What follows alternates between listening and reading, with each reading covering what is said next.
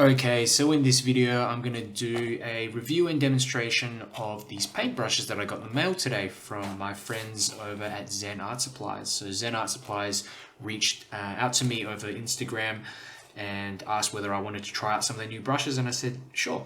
So they've arrived in the mail today, and they probably must have read my mind or maybe watched some of my videos, because some of the brushes I was using at the time they reached out were completely falling apart, and I was thinking to myself I needed some new brushes. So it was quite handy that they contacted me around that time. A little bit about this pack. So basically it's made of faux squirrel, and it says on the back here that it's actually made from Japanese synthetic fiber. So Japanese synthetic black squirrel. There's 6 different brushes in here. There's a round number 8 to 10, flat number 8 3/4 inch flat rigger number 2, and a cat's tongue number 3 and 3/4 inch, number 3/4 inch. So let's open it up and have a look what's inside. Nice little touch, a little thank you note from the co-founder of Zen Art Supplies, 𝗪𝗙𝗙𝗦𝗘𝗦. Nice of them to include a little note like that. So each of the brushes are individually wrapped. Let's get them out of their packaging and take a look at them. Basically taking it out of its packaging, this is the packaging that it comes in. So this is the Black Tulip mixed shape watercolor brushes.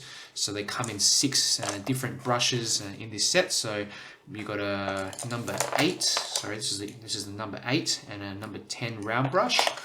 There is a flat number 8 and a 3/4 flat brush, 3/4 inch flat brush, and number 2 rigger. And interestingly here, 3/4 cat's tongue brush. And I've never really used one of these before, so I'm interested to see how it works out. But I know some people use them for tree branches and a lot of loose shapes, so I'm keen to see how this holds up and what kind of marks that it makes. So one of the things I've noticed straight away, just taking a quick look at the brushes, they're extremely good quality. They feel like they're made out of premium materials, and I've gone onto the website just to check exactly what they use in the construction of these brushes. Apparently the handles are coated with a UV coating for slip and wear resistance, which is really a nice touch. They're very specific about what they've used to construct their brushes, and I think that's always a good sign with manufacturers. A lot of them just leave out that information. Another thing is the ferrules are made of nickel, so rust free or rust resistant, which is quite a nice touch. So these brushes are designed for watercolor, gouache, ink, and fluid acrylics. I have seen people use these for acrylics before, but I think these are more designed for watercolors. And great thing about them is that they're kind of short handled, so you can really get close to obviously get in more detail, but at the same time you can hold them down the back to just get in those larger brush strokes, which I use in a lot of my landscapes as well. So they're not over the top, kind of coming out to here like some of those acrylic and oil brushes, but so they're definitely designed for watercolor, or more catering towards watercolors. So it says on the back here, they're handcrafted of fine Japanese synthetic black squirrel, designed to hold more fluid. They do have quite a nice spring to them. It's always a good sign of a watercolor brush. It is probably more characteristic of these synthetic brushes as well these days. I think synthetics are getting a lot better. I only use synthetics apart from I think one or 2 brushes. I've got a couple of Kolinsky brushes which were given to me as gifts, but for the most part I use synthetics, and they've come a long way, and they tend to hold a lot more water than people think as well. So really interested to see how these hold up once we get started painting. You know, what's important for me as well is a very fine tip so that I can get in details. And if you look at this one here, that's the number 10 and the number 8 brush. You can tell the tip of these brushes are extremely pointy, so I tend to use a number 4 brush even for a lot of the detailing, and I think I could get away with using this one. Even probably the number 8 would be a bit better. Got a rigger here as well, which I'm keen to try out.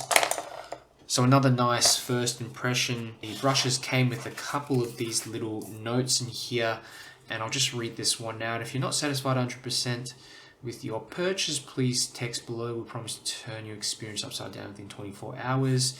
And all our products come with a 1-year warranty. So I think that's a really nice touch. They seem to have a lot of confidence in their products, so it's a good sign. On the other side, it looks like you can use this QR code or go to this website and you can get a free, looks like a free sketchbook. So that's quite nice. I haven't given it a try yet. See how we go later, but you know, that's always a nice little bonus. And there's a little thank you note here as well from the co-founder of 𝗪𝗘𝗙𝗜𝗔𝗟, 𝗪𝗙𝗙𝗙𝗜𝗔. And I do find it nice when companies go the extra mile to include these thank you notes and things inside their products as well. So another thing I thought I would actually go through as well, just some comparisons with some other brushes that I have that I haven't had such a pleasant experience with for various reasons. So having a look at this one here, comparing it to one of the flat brushes that I have already, and I won't name these brands, but essentially this is made of natural hair, I'm pretty sure it is. I've only used this brush about 3 times, but you can already tell, and it might be difficult for you to see on the camera, but the hairs are starting to splay out sideways and it's just not holding its shape. When you press down on the paper, you can see how it just deforms and doesn't hold that shape. So if you're doing obviously more loose works and more abstract shapes, this will be completely fine.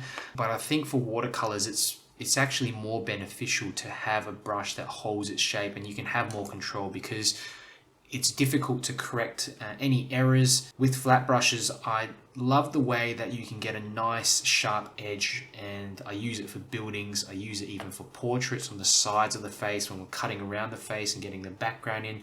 And if I was to use this brush for that, I really have a lot of trouble. That's something to keep in mind as well when you're buying brushes, because they all come kind of glued together so they look like they're nice and, you know, if they're going to hold their shape. But I do find the synthetics, they hold their shape a lot better. This is a round brush that I got the other day. I only got it a few weeks ago, and I've been having some issues with it because the hairs are starting to fall out. As you can see, I can just pull them out like that. So this isn't really much use to me. The other one is okay. I got them kind of in a set. But if you look at the crimping of the brush just around the top of it here, you can see that it just looks a lot more stronger and more sturdy on these Zen art brushes. So you shouldn't have any hairs falling out, especially with synthetic brushes. I find it very rare in many cases for the hairs to fall out. I'm not sure why. I essentially can't really use this brush.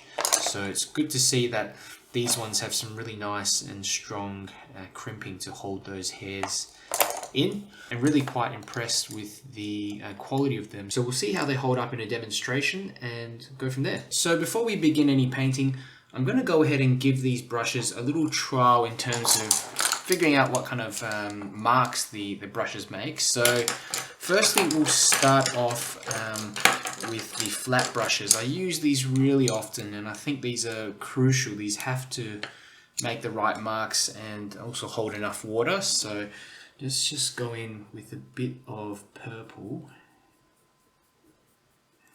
Just pick a bit of this paint up, some more water. So it's looking good so far. There's good absorbency. The paintbrush. And just drop a little bit in like that. Okay, looking good. It's really behaving how it should behave. Just add a bit more darkness here on the left hand side. And I'm noticing it does carry a fair bit of water, which I'm happy with. It's quite similar to my other synthetic brush, except this the bristles are just a little bit more stiffer. So that's an interesting one. We'll move on to the smaller one now, the smaller flat brush, and pretty similar. What I like about these two is that you've just got such sharp edges that you can create. So I think this is really important, especially when you're doing the type of scenes that I do, sort of with buildings and shadows, things like that. Really important to have some of that. Okay, so that's good. I'm going to swap over now. This is an interesting brush. I've never really used this before. It's a cat's tongue brush, 3/4 inch cat's tongue brush. So let's pick up pick up a little bit of this purple, and we'll just mix it down with some neutral tint. Okay. So there's it's interesting. You kind of get this sort of smaller tip at the top. I don't know what you would really use this for. Maybe some branches or something like that, and then having it, you know, kind of go off into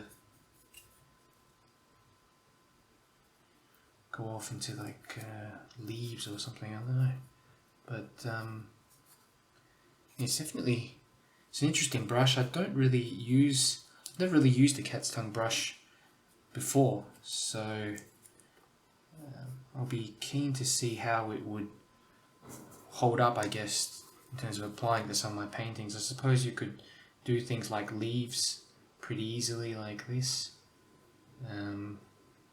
Any shape where you'd start off large and end up smaller. I know I do some kind of leaf shapes. Interesting. Suppose you could just use the tip of it as well to draw in detail, which I find quite interesting. It's almost like having a round brush, a little round brush at the tip. I mean, if you say you're going to do a little branch like that, and then it would turn into a, I don't know, how would you do it? If you'd have a leaf, and then you'd come down and just use the tip as the stem or something like that. It can be quite convenient. I think maybe also if you're doing I don't know, things like flower petals, that could be useful for you as well. You're doing these sort of patterns and starting off small and then ending up bigger at the end and lifting off at the end. You can maybe do it from the outside in as well, like that, outside in, outside in. Get these sort of kind of petal effects. Thinking what else you could really do with these, but it's definitely quite interesting. And I know in my paintings as well, I do love to get in these loose branch shapes coming in from the sides. So I'll definitely be using it for some of my paintings to get in these, definitely these kind of loose shapes here, because you can get some really quite erratic looking branches, and I do like that. The more random the better, especially with branches. Okay, had my fun with that one. Last three are we've got a rigger, number 2 rigger, number 8 and number 10 round brush. These are really important. These are kind of like your detailing brushes, especially the number 8 round brush. I actually use a smaller round brush, about a number of 4 to 6. So normally when these brushes are new, you can get by using them to put in figures because they have such a small tip. So you know, we have a figure here and the leg like that. Yeah, kind of walking towards. Another one here, maybe walking this way, across. Let's have a look. Maybe we have one kind of moving forwards, running, in a bit of a hurry.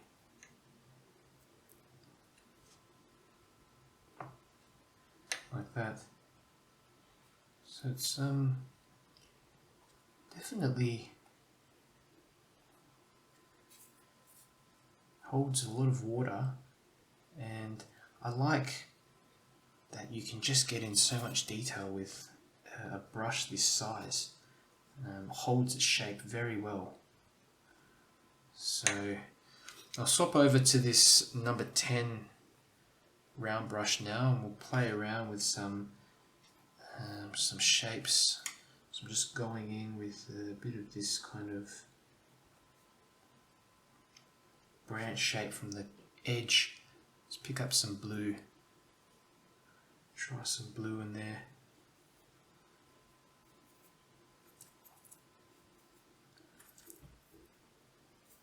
Bit of ultramarine.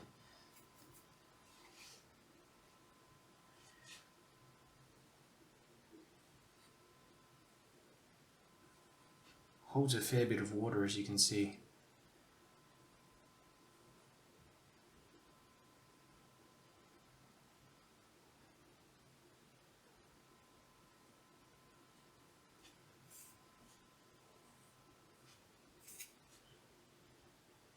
Bit of cutting around work as well. It's definitely doing the trick. It's got a very fine tip. And the great thing is just how much water it's holding for a small brush like this. You know, I could just pretty much keep on going.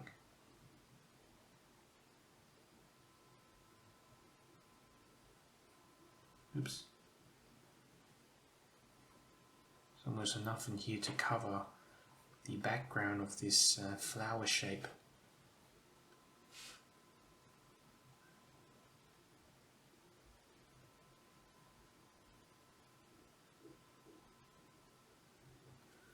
Okay, fantastic. Let's go and use this little rigger.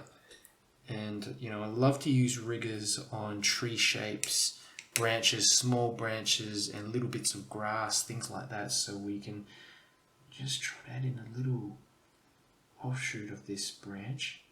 That, maybe a bit of a stem or something there.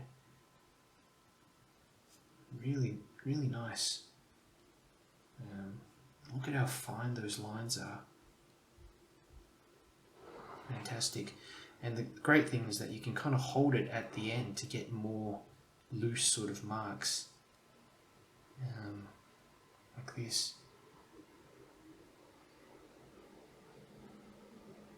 Even dropping it into some of this wet paint, you can see how sharp the lines are.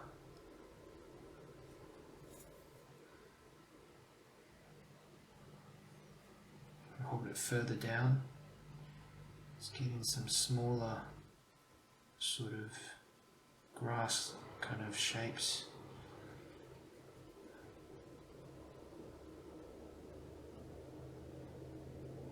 You can definitely get a lot of detail in. This is fantastic. Quite happy with this rigger. Maybe some grass, little bits of grass like this.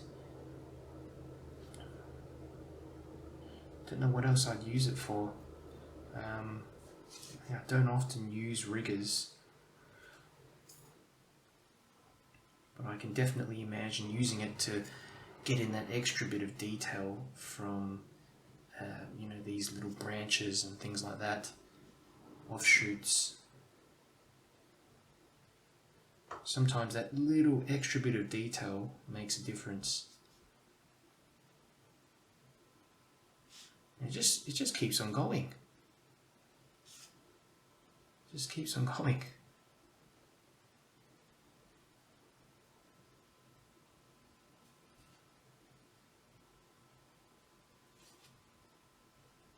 Holds a lot of paint. It's important for me because I don't want to have to keep on going back to pick up more paint, as you risk changing the consistency. Okay, so that's enough playing around with little techniques. We're going to show you now a demonstration using all these brushes. Okay, so I've done some really quick sketches here of Prague and Zurich, and I'm going to be using my new Black Tulip Brush Set to go ahead and paint these in. So because I've only got flat brushes, and you know, I have done sky washes with flat brushes as well, I'm going to be using this large one. So this is actually a 3/4 flat brush. So I'll be using the 3/4 flat brush to get in a bit of a sky wash. So I think just a bit of blue here, a bit of cerulean blue, and maybe a little bit of this ultramarine into the sky, just to get a very quick wash in there to begin with, like that. Okay, I don't want it to be too dark, but that's looking pretty good. I like how the brushes just allow me to cut around these areas so easily. You get these nice sharp looking shapes, and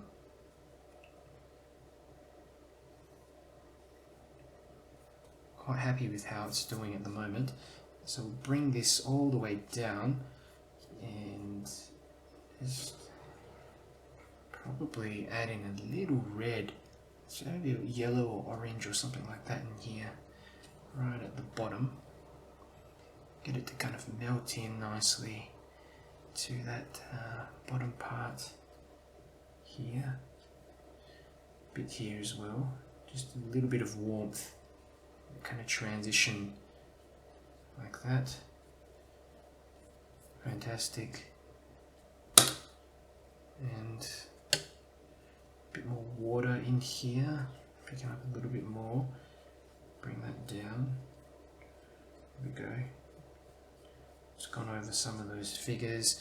Let's try the round brush and see if we can get in some kind of wet and wet shapes. I'll pick up a bit of this purple. Let's drop that in like that. Just a cloud shape. Nothing special. But coming around here. Larger as we get up here.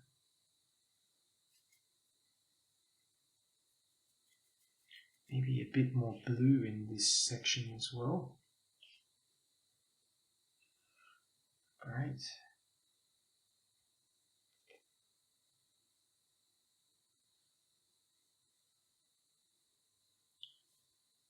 Like all brushes, when you get new ones, you have to get used to them. It takes you a little while to get used to them. But I'm quite familiar with using synthetic brushes. I've swapped over to synthetics a few years back and use them pretty much for everything. So here on the ground, what I'm going to do, I'm just going to go pick up that little, might actually swap to the cat's tongue brush. Let's have a try at this. I was wondering where I could kind of apply it. So if I pick up maybe a bit of this orange, oops, that's way too dark. There's some paint left on there. Pick up a bit of that orange and move it down the page here. Okay. And just sort of turn that into like a cooler color down the base. You can still kind of cut around some of the shapes by using the tip and the rest of it as a kind of a wash brush, which is quite interesting. Get some darker paint on here in the foreground, bit of blending. We'll use a different sort of shape. Interesting. Okay, I'm going to go over the buildings now with my smaller flat brush. This is the number 8, and we'll pick up some of the yellow here, maybe some of the yellow ochre, and just drop that straight in here, right at the top as well. Don't have to, and we can cut around, leave a bit of white in there as well, like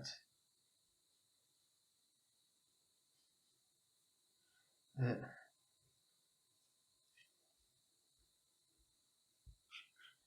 Drag that down the page here.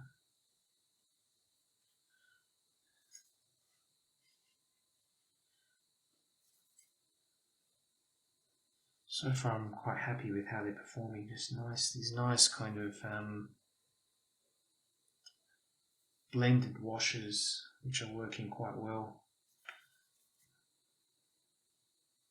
Especially on this paper which dries quite quickly.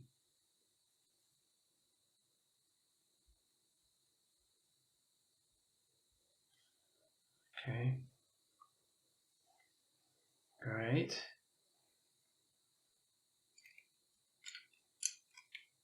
And while that's all drying, I'm going to pick up the smaller round brush in the kit. Let's have a look. I need the number 8 round brush. And I think this area is almost dry, this area at the back, and I'm going to go in with a very light wash of a purplish hue. Just for some of these background buildings.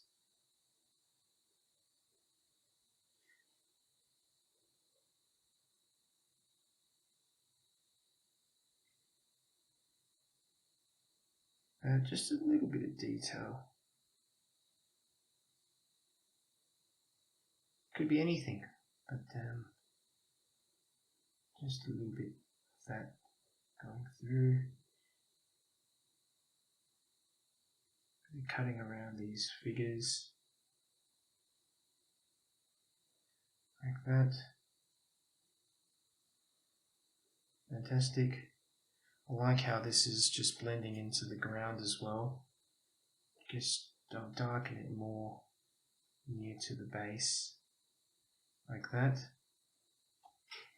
And really for the rest of it, it's just popping in some little bits of darkness here and there, but I think especially for this painting, we've got a lot of this light sort of coming in from this side. We might have to just darken the building down a little bit here on the left hand side.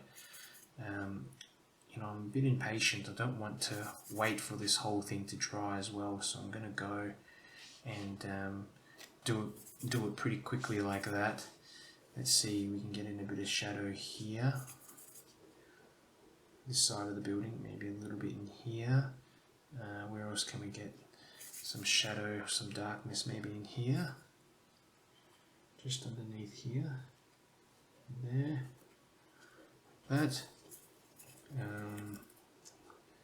A bit of sort of indication for the windows underneath there, door or something like that, here, a bit of darkness there, and a bit of detailing here. Interesting how you can, the amount of detail that you can get in with the little round brush. Okay. Bit of shadow underneath here, like that, and doorway opening up just like that.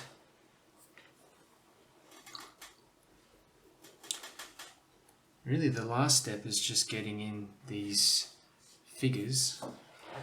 I'm going to add some colour to these figures, to the legs. There we go. This leg coming forwards, this one at the back, like that.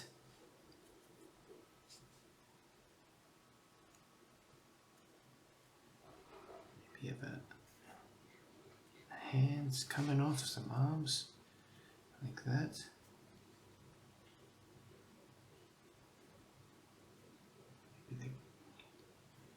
There we go. Let's think, shadow coming over to the left, something like this.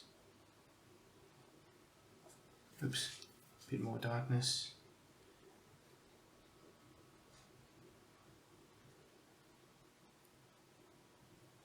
Like that. Maybe some hair for these figures. And really the finishing touches are just things like, the doorways and that sort of something, just little bits and pieces. You know, for example, if I want to emphasize this shadow there, and maybe some of these bits and pieces on the side, really versatile brushes. That.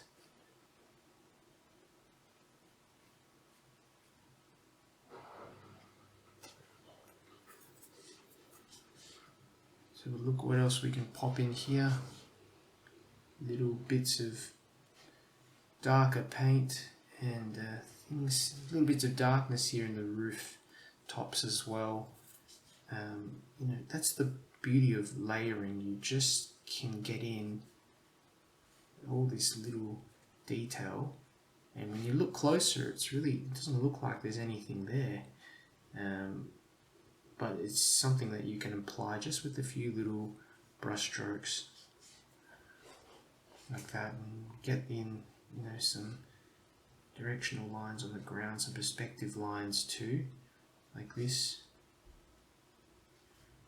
You know, strengthen some of this stuff in the background. You can even pop in some birds, and we are pretty much finished.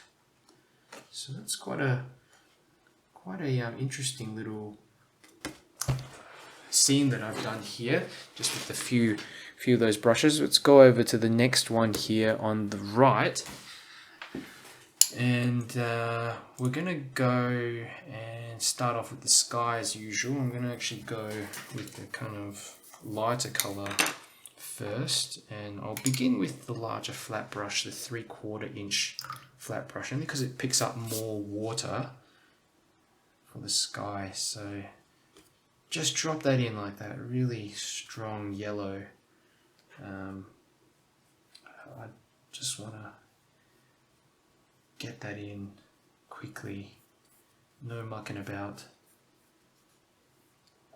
Okay, there we go. We might want to add in a little bit of rose in that section like this. And what else do we want to do? Just pop in some more sort of reddish colours in areas as well, and bring that up, further up to the top. I'm going to drop in some cerulean. I don't know if this is going to pick up. I find that my cerulean blue just dries really hard. Okay, more cerulean, and just drop that in like that. Get that all to kind of mix in nicely. We might actually go with some more blue, tiny bit more blue, mixing that in there. Okay, all the way up to the top like this. There we go. We'll shift around some of this paint, do its thing. There can be some cloud shapes or something in there. You know, even pick up some neutral tint, some straight neutral tint. I'm going to drop that in to the edges so that it does its thing. It sort of moves around a bit too, like that. Just a bit of a neutral tint. Okay, and I'm going to leave that alone for the time being and start moving down the page with the yellow here. Let me just blend that a bit there. Whoops, a little bit of blending. Bring that down the page and mix it with a bit of the red as well, so it's not just completely yellow. And we're going to mirror the sky a little bit, really just getting in a little bit of darkness down the bottom, and maybe a bit of cerulean blue here as well, cobalt blue I mean. Okay,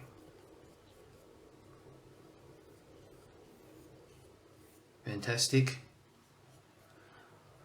Really liking the versatility of just how they retain form, essentially. I've used one brush almost for this whole painting so far.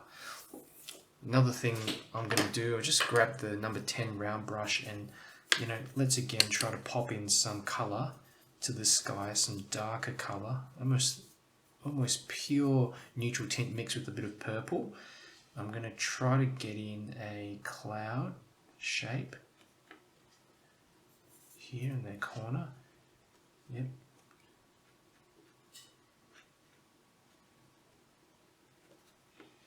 Right.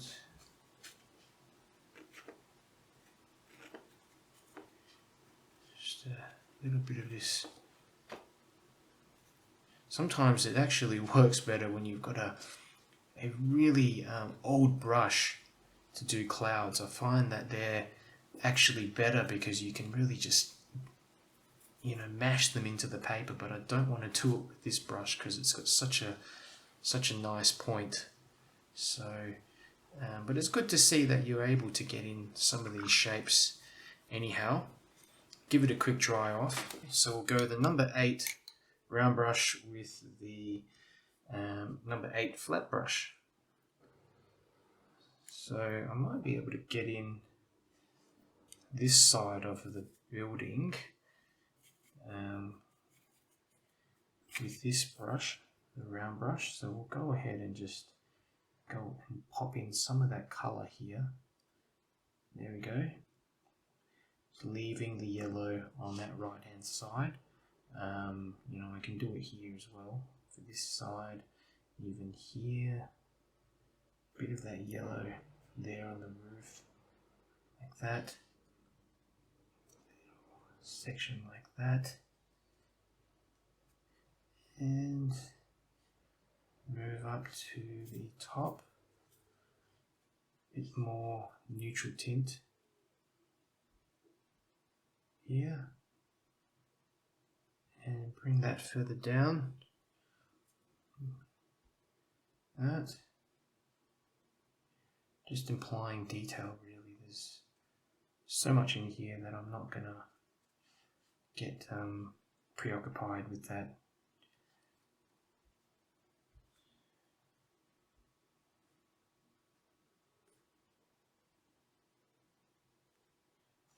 Okay, excellent. Another bit of something there. Just trying to simplify all these shapes, honestly, down to basics. So rooftop here with some windows and things. We can pretend that there's more shadows coming across there. Then we've got this kind of bridge shape here. Swap to the little round brush, a flat brush. Pick up some more bluish hue and drop that in here, cutting around the figures. Really nice sharp shapes.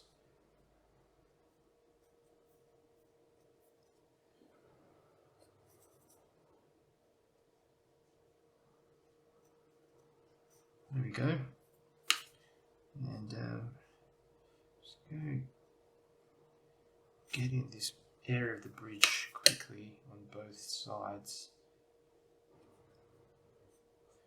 so that it kind of joins on, and we've got a bit that runs towards the front here, like that. Okay. And the figures will pop in a bit of colour for them, like that. There's one here, kind of walking across. Darkness for the legs. I find that's most important. Yeah. There we go.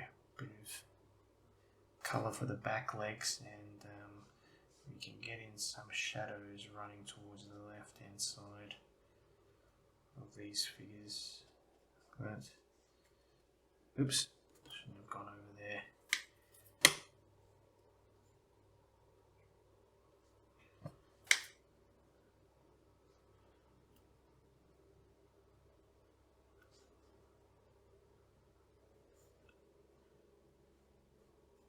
We'll drop in a bit of extra detail into the buildings now that parts of it have already dried in the background.